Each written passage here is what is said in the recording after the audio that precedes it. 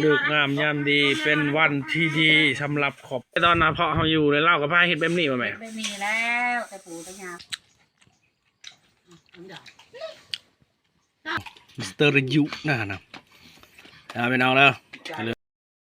กราบสบายดีพี่น้องวัชกูสกลนำมาในการมาพบกับอาเตียนไลฟ์สไตล์พี่น้องวันนี้การสีพาพี่น้องไปรับชมเบื้องบรรยากาศในการเฮ็ดข้าวเมาพี่น้องในการเฮ็ดข้าวเมากับบ่เป็นเรื่องง่ายๆพี่น้อง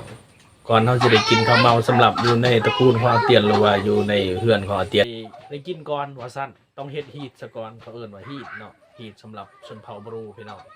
แล้วหลังจากนั้นละการเขาจะได้เฮ็ดข้าวเมาข้าวย่างเนาะมันจำฮีทแล้วเขาจะได้กินพี่น้องสำหรับในครอบครัวของอาเตียนเท่านั้นเด้อพี่น้องเด้อเป็นในตระกูลของอาเตียนเนาะต้องได้เฮ็ดฮีทซะก่อนฉะนั้นแล้วเขาไปหับชมเบิ่งวิธีการก็ต้องได้มายี่เข้าเฮ็ดย่างก็แล้วแต่พี่น้องมื้อนี้ก็คือไปเบิ่งน้องสาวน้องเคยแล้วก็แม่เขาเนาะแล้วก็มีอายเอ้ยน้องหลายคู่หลายคนพี่น้องมาช่วยกันพี่น้องไปหับชมกันได้เลยพี่น้องที่สำหรับครอบครัวของอาเตียนหรือว่าเป็นตระกูลของอาเตียนเนาะมื้อนี้ก็ถือว่าเป็นวันที่ดีครบรอบ1 ปีพี่น้องมีเท่านึงเท่านั้นพี่น้องคือได้เฮ็ดฮีทของนี่ก็ได้มาเฮ็ดฮีทคล้องแล้วแหละพี่น้องมีเอิ้นพี่เอิ้นน้องมาอันนี้ก็คือว่าเหยียบเขาเนาะก็บ่แม่นว่าเป็นสิ่งที่ว่าลบหลู่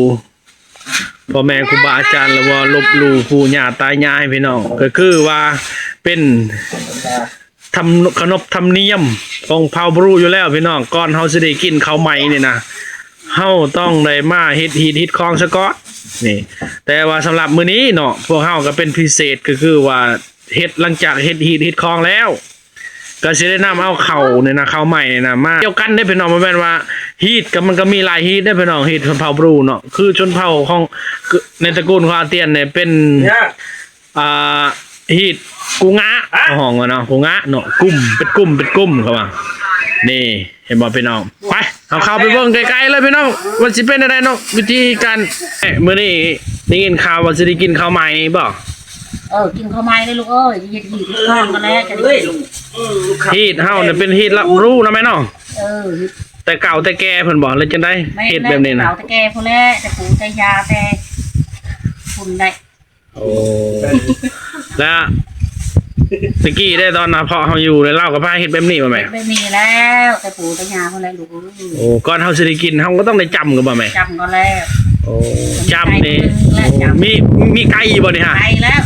ก็ปรุงเอาข้าวใหม่แล้วก็จำโอ้จะได้กินข้าวไหมแล้วนี่เนาะท่านประจำก็บ่ได้กินแล้วข้าวใหม่คอยได้ให้หน้าแล้วโดยโอ้แล้วสำหรับแม่เนี่ยผู้เป็นเจ้ากกเจ้าเหล่าอยู่นี่ก็ถือว่าปาให้ลูกให้หลานเนาะได้เหยียบข้าวเหยียบน้ำแบบเหยียบในบ่แม่นว่าหยาบคายที่แม่แบบว่ามันเป็นฮีทเฮาอ่ะแต่ว่าเป็นฮีทของที่นี่โอ้แล้วเฮาเฮ็ดอย่างอื่นบ่ได้บ่เฮาตีบ่หรือว่าเฮาคูดโอ้บ่ได้เนาะบ่ได้เลยยี่เอาแหละโอ้ยี่เนาะเคินยี่บ่แม่นเหยียบเนาะยี่โอ้ยพี่น้องเอ้ยยี่เนาะแม่เนาะยี่เอาโอ้ไม่ได้ดีเลยยี่เข้าพี่น้องยี่เข้าก็คือว่าพี่น้องก็สิฮู้นะเนาะอันเนาะสำหรับผู้รายการนี่เด้ออันนี้ก็แม่ของก้อยเองนั่นแหละคือมื้อนี้ในครอบครัวของอาเตียนไลฟ์สไตล์เนี่ยก็สิได้กินข้าวไหมพี่น้องเอ้ยบ่มีหยังดอกมื้อนี้ก็คือว่ามื้ออื่นมาจำเฮ็ดมั้ยมื้อเช้าแล้วมื้อเช้าเนาะตะแลงเนาะเช้าก็พุ่งตะแลงน่ะก็กินห้ำโอ้หลังจากอันนั้นจำฮีทจำคล้องแล้วเฮาก็เฮ็ดข้าวเมาเลยก็ได้บ่ได้โอ้กินข้าวไหมก็ได้หมดเนาะเอาเฮ็ดอันนี้บ่ได้แล้วบ่ได้บ่หน้าก็บ่ได้แล้วบ่ได้เนาะโอ้โดยป้าเอาพี่น้องเด้อเฮ็ดก็เป็นชิ้นนั่นนี่แหละได้โดยเอาสำหรับพี่น้องอยู่ทางฝั่งไทยทั้งสหรัฐอเมริกาหรือว่าอยู่ในลาวเฮาเนาะถ้าว่าเห็นแบบนี้อันนี้คือเป็นชนเผ่าบรูเด้อพี่น้องเด้อหรือว่าชนเผ่าอื่นก็อาจจะเป็นคือกันพี่น้องอันนี้คือว่ามันแบบก่อนเฮาสิกินข้าวกินน้ำนี่นะกินข้าวใหม่ว่าง่ายๆซะเฉพาะปีนึงมีเท่านึงพี่น้องเลยบ่แม่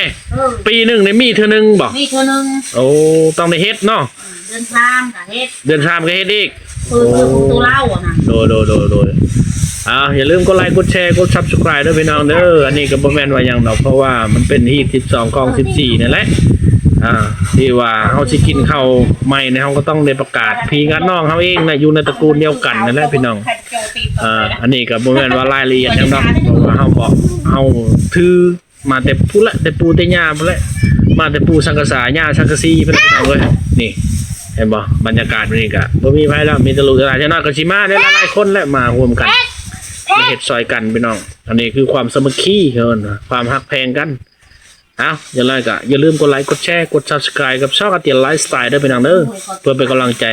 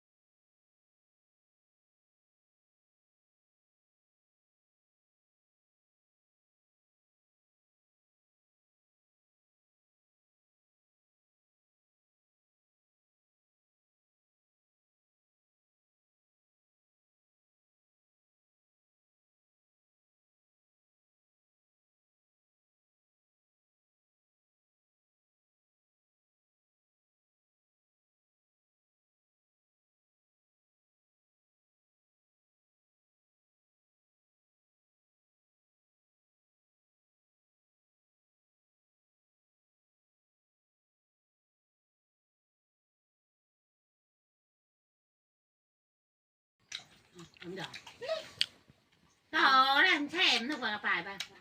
พี่หลดเลยนะไปไหนเนาะบอกเลยก็นมก็อีกจังบริเวณนั้นก็ทีเด็กต้มความถูกไปมันบวกตกเปรี้ยวนะนี่พี่หลดก็ไปถูกแซ่บแล้ว